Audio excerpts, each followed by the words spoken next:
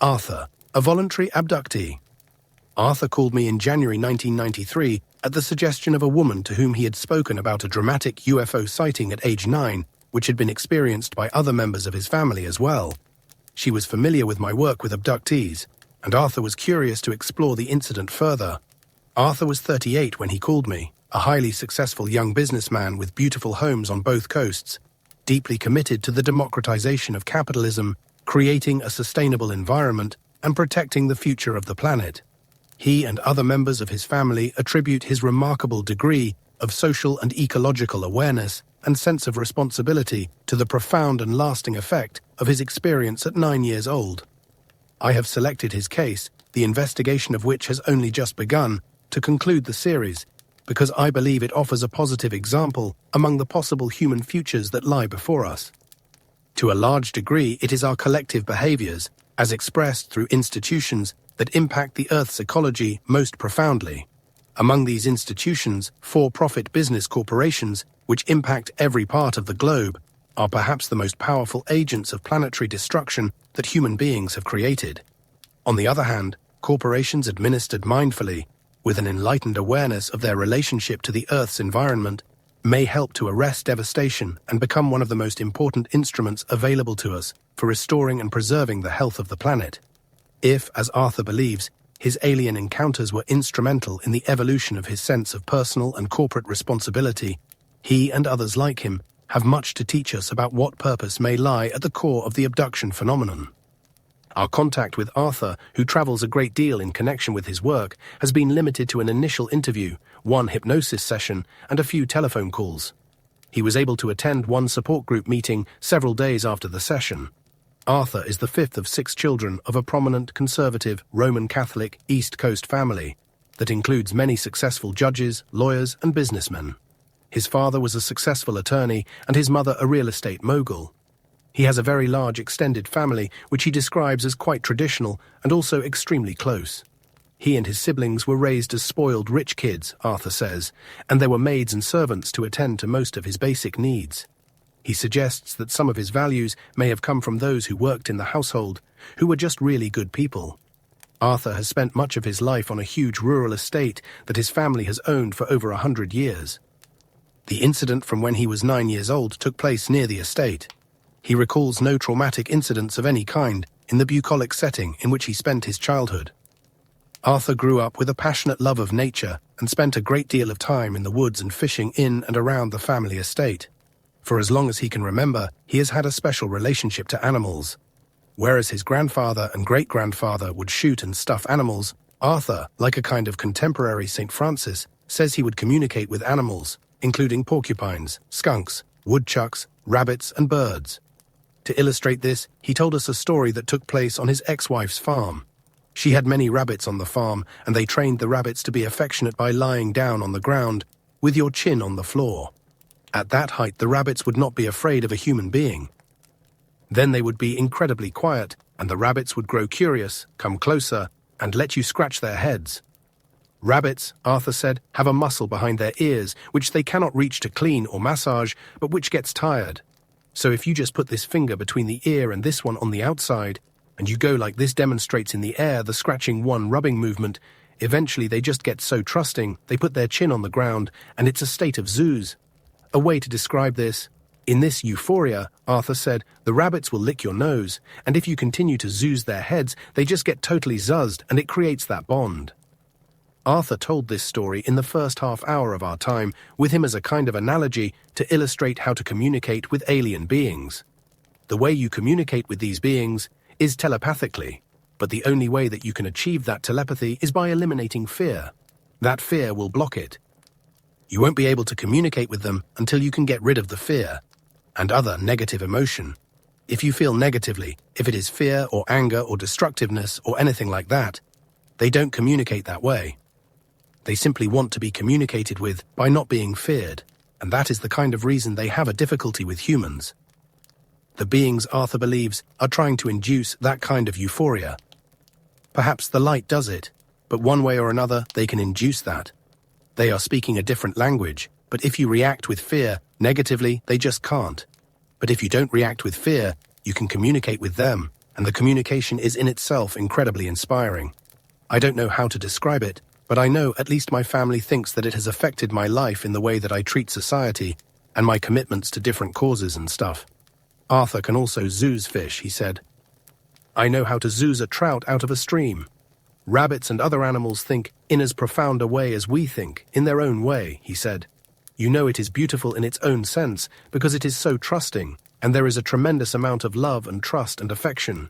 It is just basic. There is a life energy there. During his childhood, Arthur tended, like many abductees, to get significant throat and sinus infections. He also read a great deal, and even in the 3rd, 4th, and 5th grades remembers liking to get into debates with his teachers about religion and things like that. Arthur has created many successful companies whose total worth he estimates to be in the tens of millions of dollars. Each one, he says, has funded specific philanthropies. For example, Arthur and his ex-wife put most of the profits from a snack food company they sold for $15 million into buying a piece of land for a migratory park and put the rest of the money into environmental awareness and similar programs. Currently, he is working with several hundred US corporations to license them to use special technologies under the condition they give their royalties to particular foundations. Anybody can set up a company and make millions of dollars, Arthur said. The challenge is to figure out how to employ that to a higher goal of affecting other people by having your company be a model, its products being models. The results then are much more rewarding, he said. People are motivated by more than just money, Arthur observed. His ex-wife puts environmental messages on her packaging of various products, and they receive thousands of appreciative letters from consumers. She tries to give handwritten answers to each one.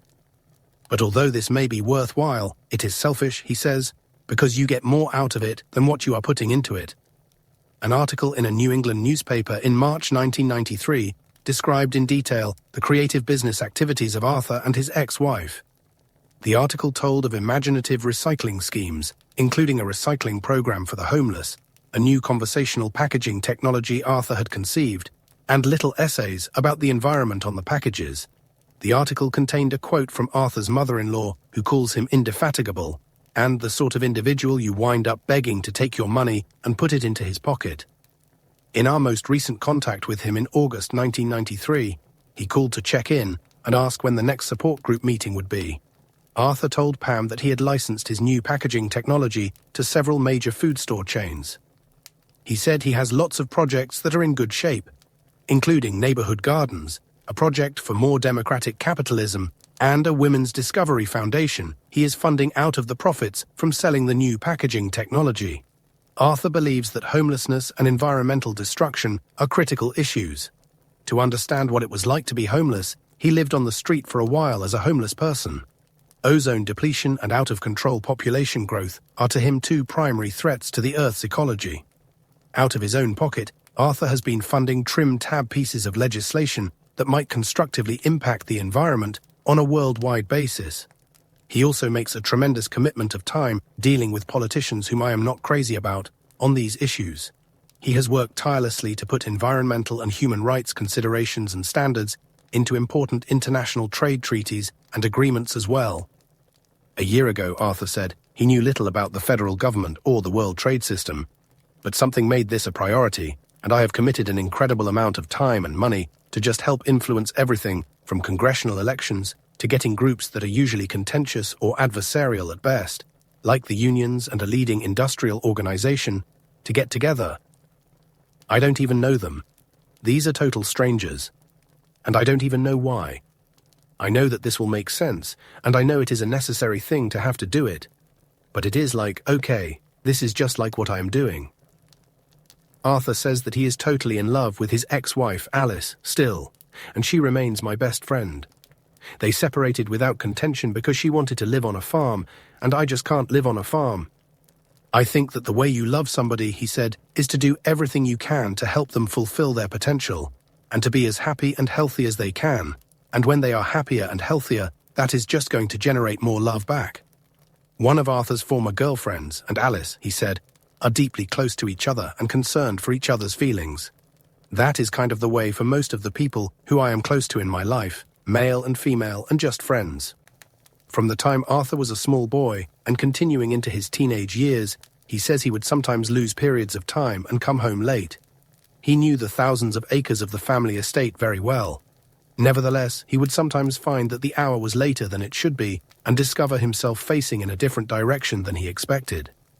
On one occasion, when he was perhaps 6 or 7, he reported seeing what he took to be the lights of the manor house through the trees, but realized that he was a quarter of a mile away. The lights were 2 white lights like headlights, but they were farther spaced and they were like halfway up or midway up the tree. He was confused as to his direction. Somehow I got completely turned around, and it was much later because it was dark. In his early teens, Arthur recalled at least 2 episodes of missing time. On one occasion, he was following a deer trail in the forest and ended up hours later heading back to where I had just come from.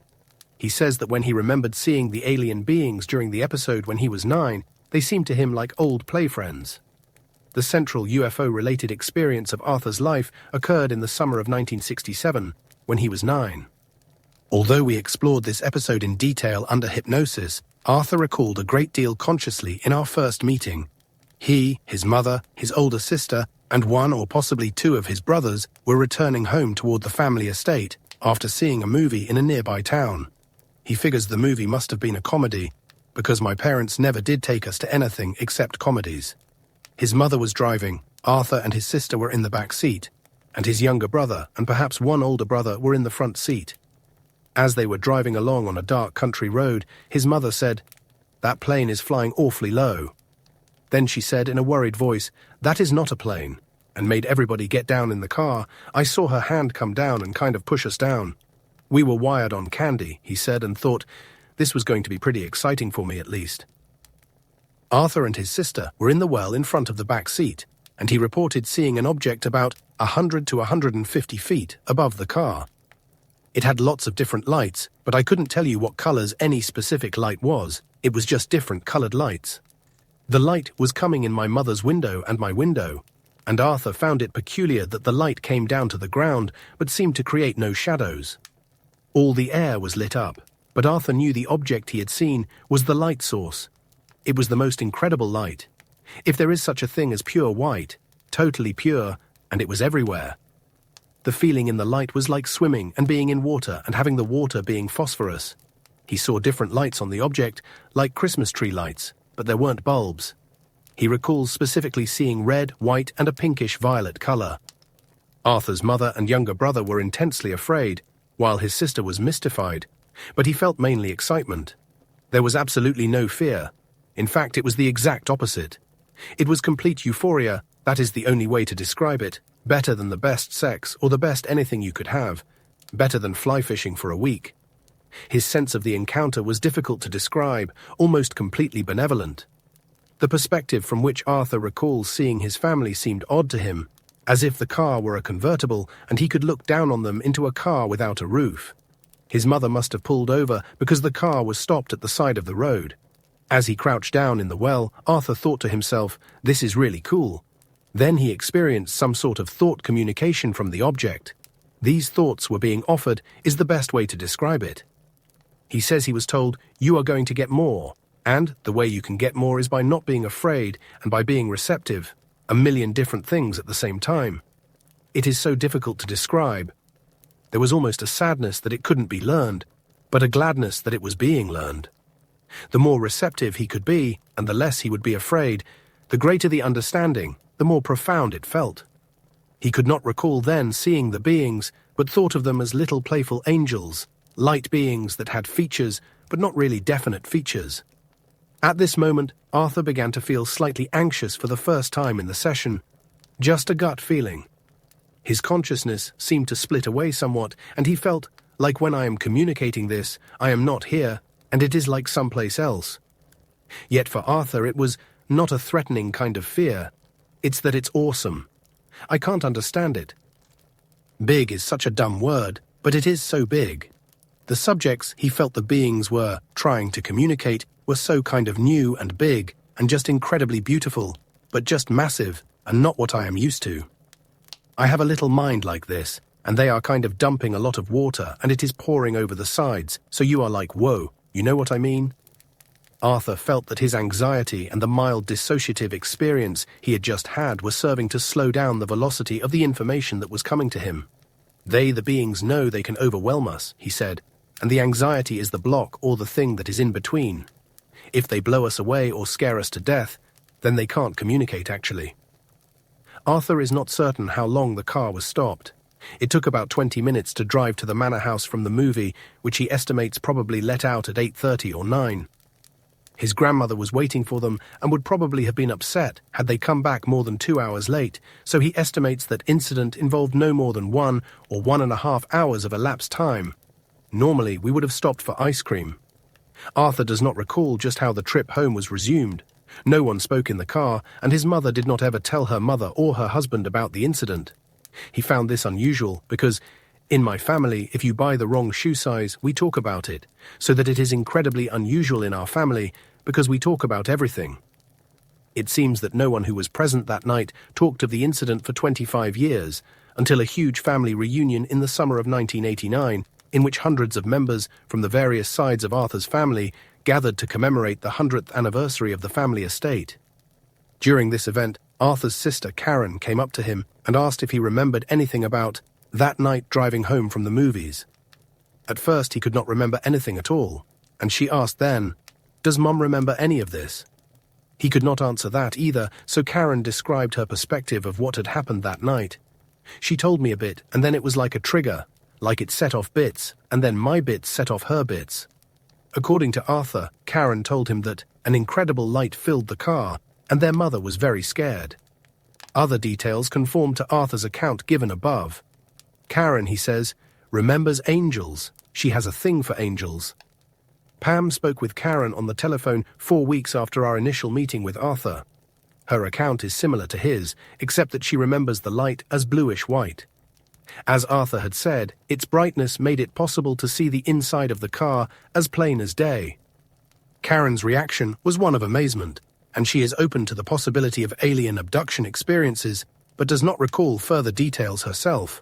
Unlike Arthur, she does not find it remarkable that their mother did not talk of the incident. If she doesn't understand something, she just doesn't talk about it. Karen attributes the forgetting of the incident more to neglect than fear. Once the memories of this incident had come back to him, Arthur became interested in asking his mother and brothers what they remembered. At a dinner out in the spring of 1990, when his 2 oldest brothers, their wives, Karen, his girlfriend, his mother, and his younger brother were present, Arthur asked his mother about the 1964 incident.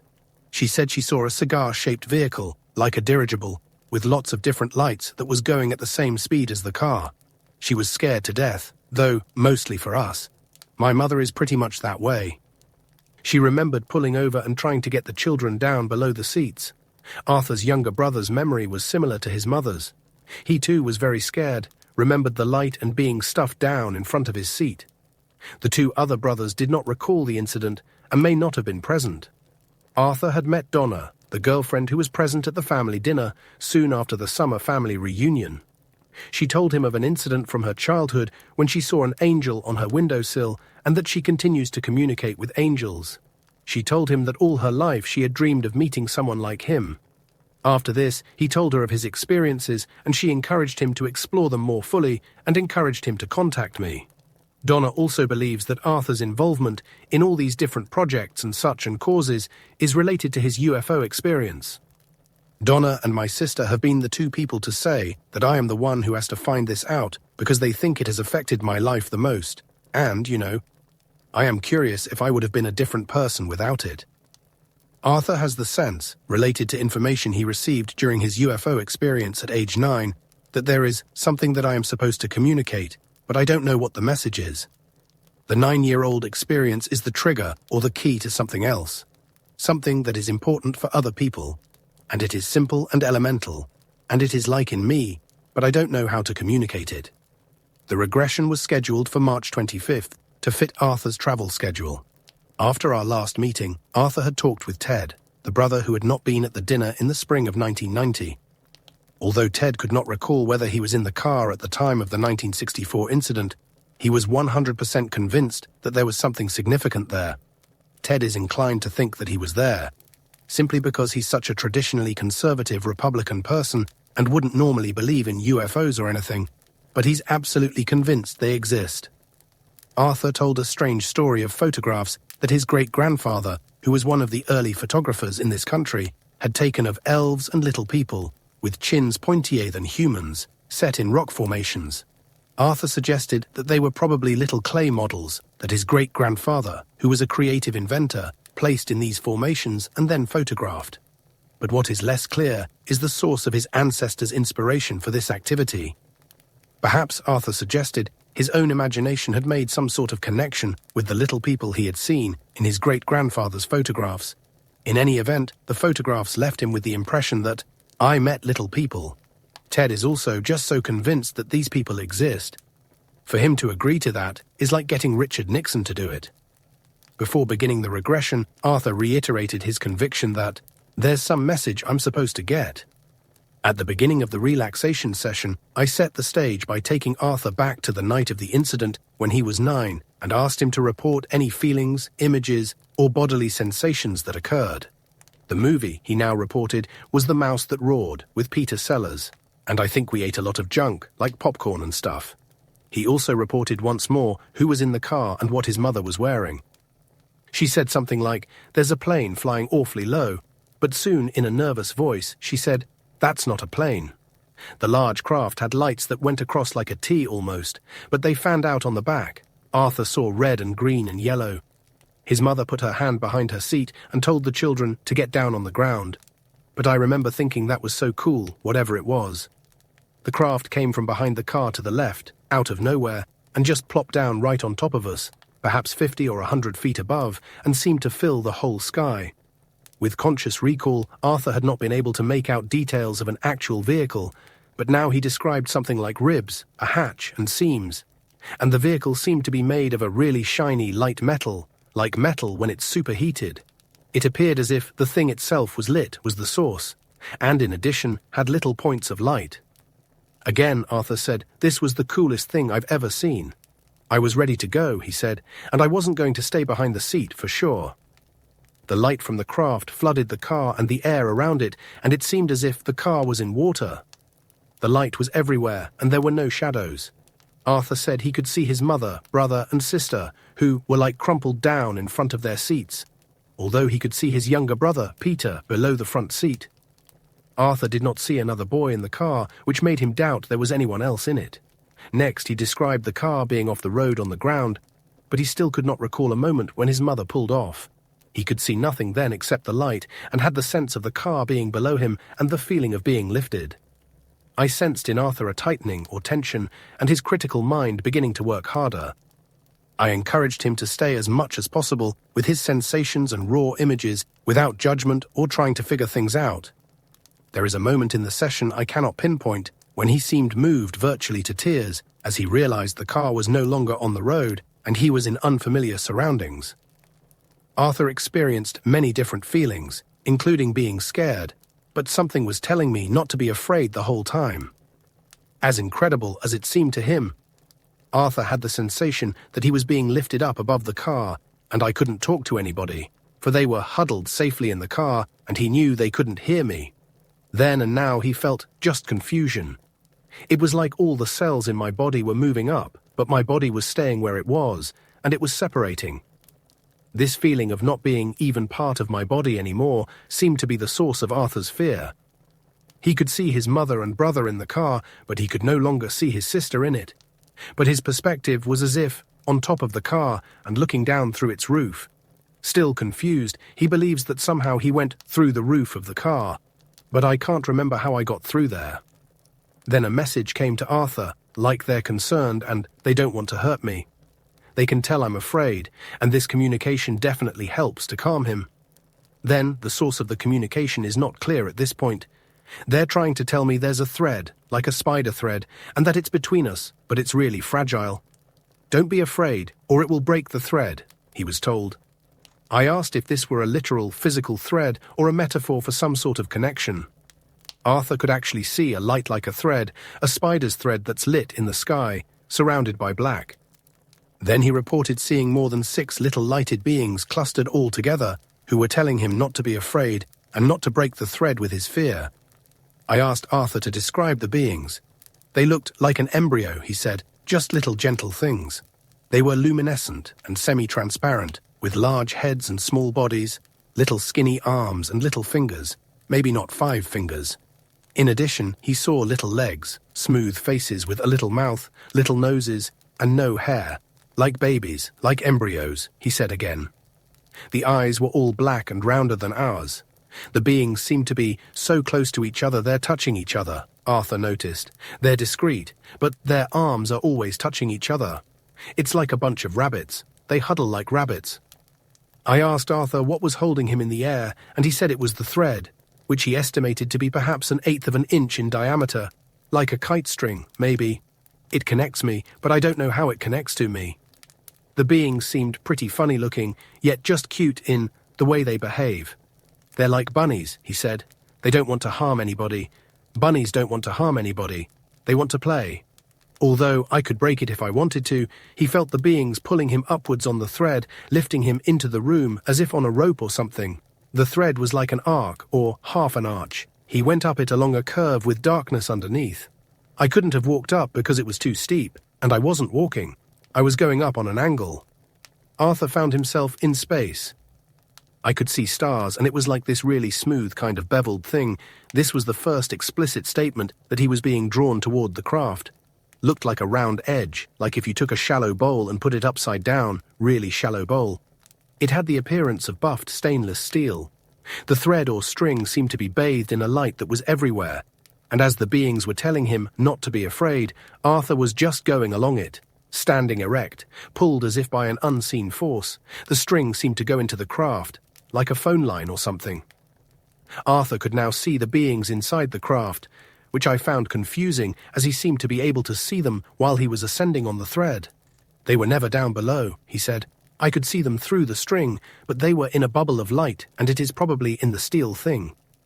This may have made sense from his point of view, but only introduced other problems for me, which I chose to let pass. Arthur could not explain exactly how he got into the spacecraft. There wasn't any door or anything. Once inside, he found himself in a huge room with a wavy, irregular floor, surrounded by a ring of pink lights. He said the beings were chattering happily and were glad that he was not afraid. They're like, old play friends. Their main thing is that they don't want to hurt anybody. I was a bit shocked when he said that the room was as big as Boston's Fenway Park, upside down. The beings went on chattering, communicating without voices or sound, giggling and touching each other, and seemed to want to play. Arthur felt them touch his face, very gently. It's like you touch a rabbit. They touch like my shoulders, and my face is what I remember, with their hands, as if out of curiosity, and they move all around. There was also mind play, like they throw fun things at your mind and you throw fun things back. I asked for an example. Well, like blobs of color at you, Arthur said, and just really pleasant feelings. Just a million different kinds of pleasant feelings. It's the way you communicate with bunnies, he repeated. All of this playfulness and the concern that Arthur be relaxed and unafraid seemed to have been a preparation for something serious that was to follow. Darker beings wanted him to know about a field of life that he had lost, out in the country where it is green and there are leaves and flowers and grass and birds and fish and everything. But there was a big blob of darkness that's going to fall over it. They want me to experience what it feels like. This blob is like a massive water flood, and it's going to go over the entire planet and just kill everything. I asked why they want him to know that. Because I think they want to help, he said. They don't want it to happen. It's so contradictory. I asked him to allow himself to go deeper into the contradiction. They realize we're not bright. We're kind of stupid, he said. The destruction can be avoided, but the only way they can do something about it is by communicating. At the same time, they're afraid of making us afraid, for if they make us afraid, then we'll be ineffective. The blob, Arthur said, was like a great water balloon, black and huge, that will cover the whole planet and suffocate it. I asked how this idea was envisioned by him. They want to tell me something serious, he said, and they tell you by you feeling it. As he saw the blob, he felt the fear and the smothering and the sense that everything's gonna die. At the end of what seemed like a kind of staging or demonstration, the beings removed the blob, having communicated how serious the problem was. I asked Arthur how such a disturbing message might have affected him as a 9-year-old boy. He answered rather indirectly that the most beautiful thing is between people who can communicate with each other like you can with these little guys. The blob, he explained, was caused by our failure to promote life, to rid ourselves of fear, and to communicate with one another and with nature. The image had made him feel afraid and sad when it was happening, especially as the beings make you feel so much life and they show you what life is not. Arthur returned to the thread that had brought him to the ship, which became for him now a kind of metaphor for communicating and connecting in a loving way, like we do with rabbits. Some people have to go beyond what they think they can do, he said. The only thing that could kill the life energy was fear, and the blob was its result. I asked him to say more about fear. It blocks everything, he said. If we are afraid, we cannot communicate with one another, with the beings, or with animals. We can't even let life into us at all. I was not clear about the source of fear and what we were supposed to do about it. To stop the blob, Arthur said, it would be necessary to just challenge little fears at a time. That eventually will get bigger, and people will get stronger. Take the risk of empathizing, saying hello, being nice to everybody, as, for example, with a toll booth person or the waiter, he suggested. The reward, he asserted, would be much better than the fear and the risk. We're in a losing battle, but we can turn it around, he said. I had the sense that we had gone as far as we could along these lines and asked Arthur if the beings gave him any other information in the ship. He described then another, smaller room with other, darker people, like runts or little monks, with robes and hoods. These beings were businesslike and not really playful. They felt his neck and behind his ear and pushed a soft cold rubber thing into the back of my neck. Several of these beings were behind him, and he saw a couple on the right side of me farther away. These entities seemed more ambivalent, Arthur said, more complicated. They're doing stuff. They're like moving around and they're pantomiming, but they move pretty smoothly and they're more serious. It's not like the bunnies, where it was more playful and you can take it in. They too conveyed to him a sense that human beings act destructively and they do not have confidence in our intelligence. The communication from the darker beings was more intense. It's like a billion, trillion, infinite amount of things going when they hit your brain. It just is like incredible overload, like you can't experience everything at the same time. The message, however, was unequivocal. Stop fucking around with life, with the planet. You guys are total idiots. I asked how this was conveyed to him. Was it via the instrument in his neck? It was coming in behind my right ear, and it hurts, but it doesn't hurt like a stabbing pain. It hurts like a dull, like somebody's pushing the edge of a baseball bat, or the tip of a baseball bat, against the back of my ear, not my ear, my head. It was like a really big blast of information. I asked Arthur how this information affected him as a 9-year-old, if it got through. His response reflected his struggle to assimilate the impact. It was there, I know, but I know what they mean.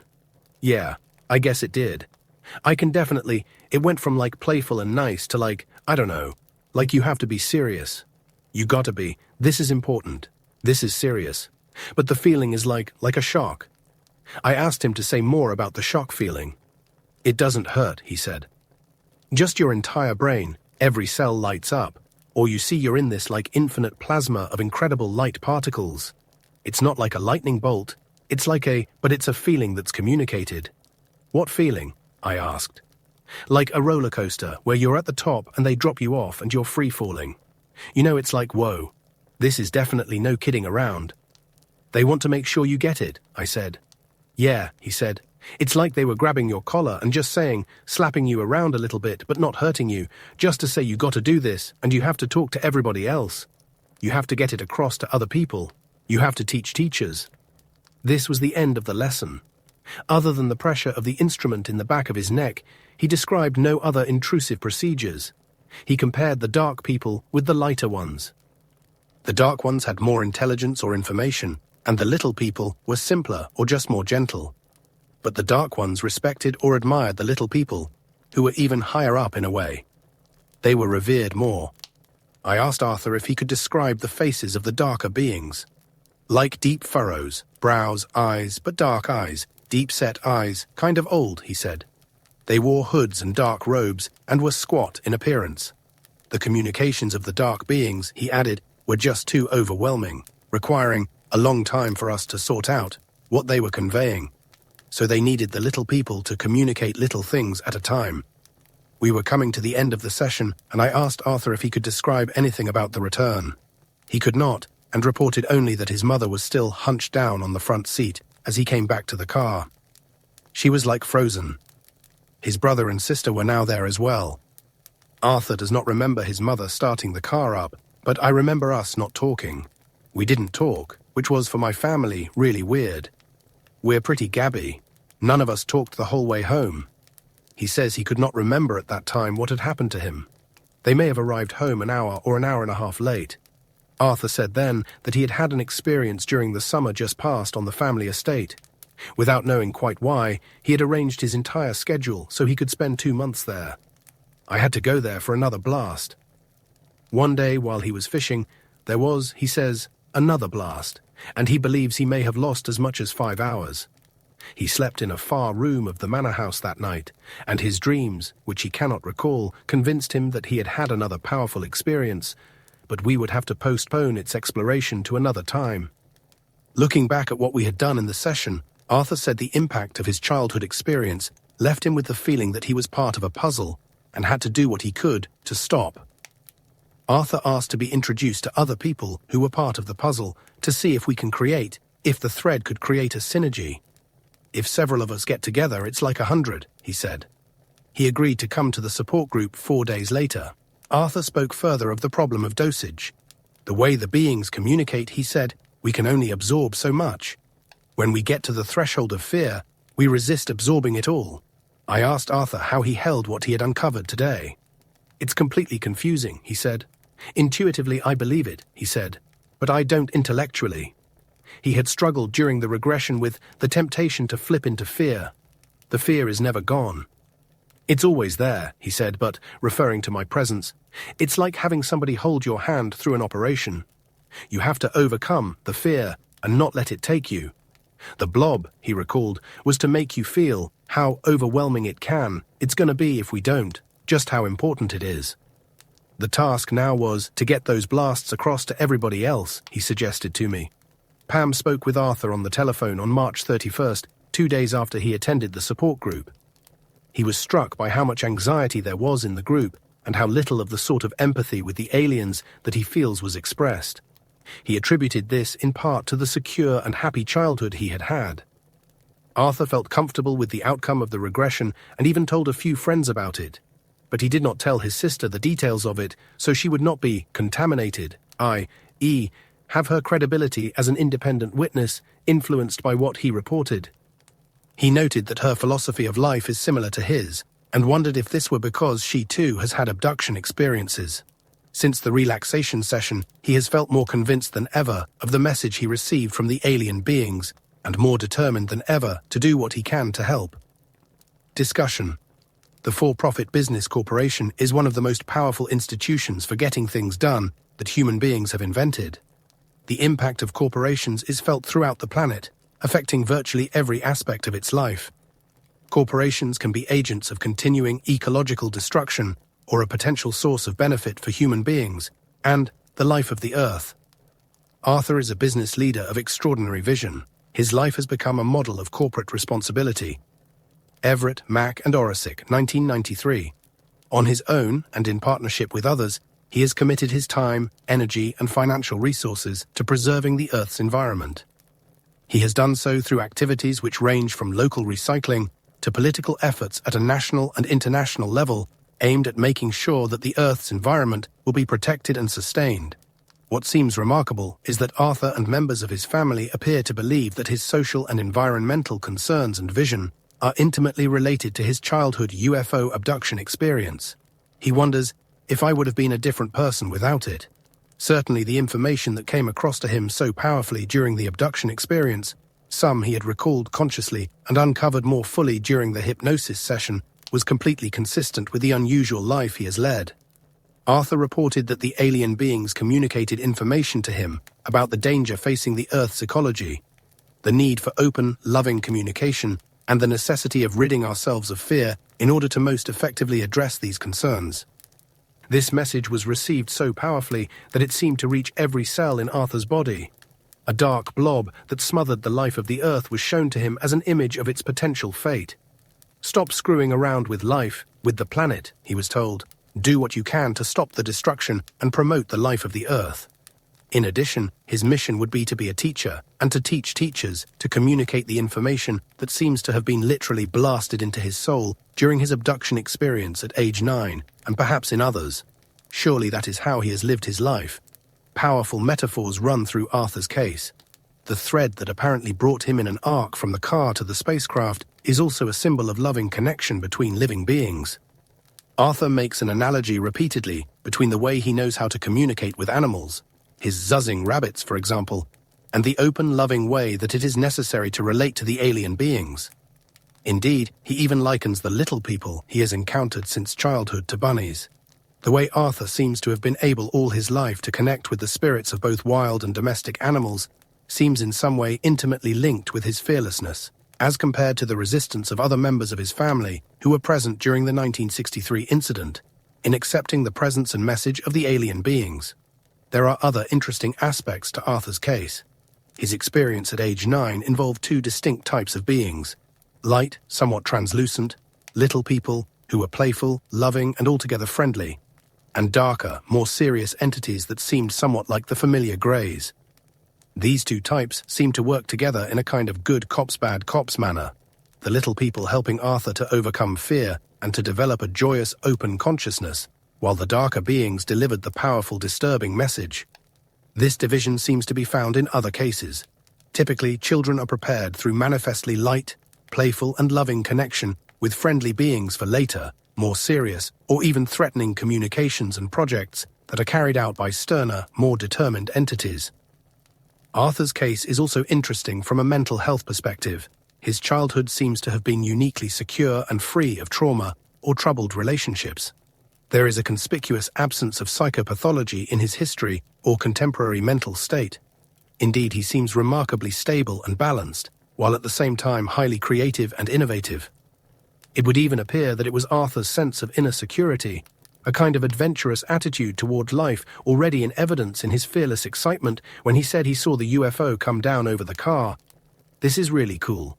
That made him especially suited for the assignment that he says he was given by the alien beings. Arthur's story, like many abduction cases, raises puzzling questions about the relationship of thought to the physical world, cause and effect, and the vicissitudes of memory. There is something almost organic about the metaphors that run through his case. The dark blob he is shown by the beings and the thread or string that brings him to the UFO seem to exist in a kind of grey area between thought and the physical world. Like waves and particles in quantum mechanics, they seem to be thoughts in one context and something physically real in another.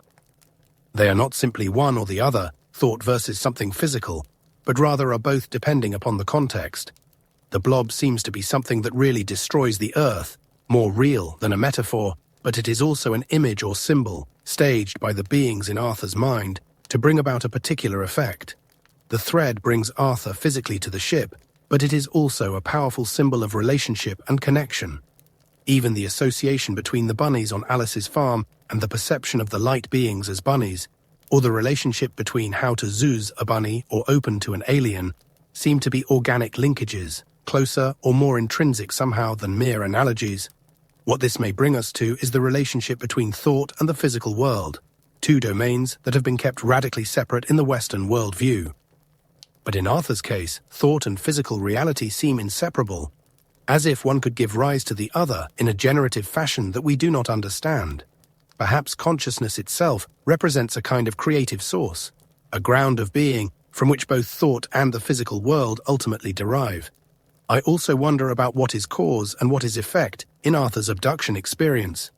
Did he have the experience because his psyche was open to such realities? Or did the abduction encounters themselves, going back perhaps to earliest childhood and possibly before? We have no past life experiences in Arthur's case.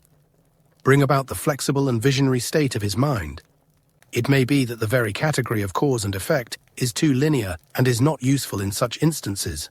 More appropriate would be a way of thinking that looked upon Arthur and his experiences as interconnected in a way that could only be looked upon as a whole. Finally, Arthur's case raises questions about forgetting and the triggering of memory, similar to what we saw in Ed's experience. See Chapter 3. Why didn't he or anyone present during the 1963 incident seem to remember it or speak of it afterwards? And what forces, 25 years later, led his sister to open up the subject, and thus trigger Arthur's memory and the sequence of events that brought us together? To what extent do the forces of forgetting and remembering reside in Arthur's psyche? Or are they imposed from outside by the aliens, or whatever source determines their activity? And, like the separation of cause and effect just discussed, does this dichotomy even apply?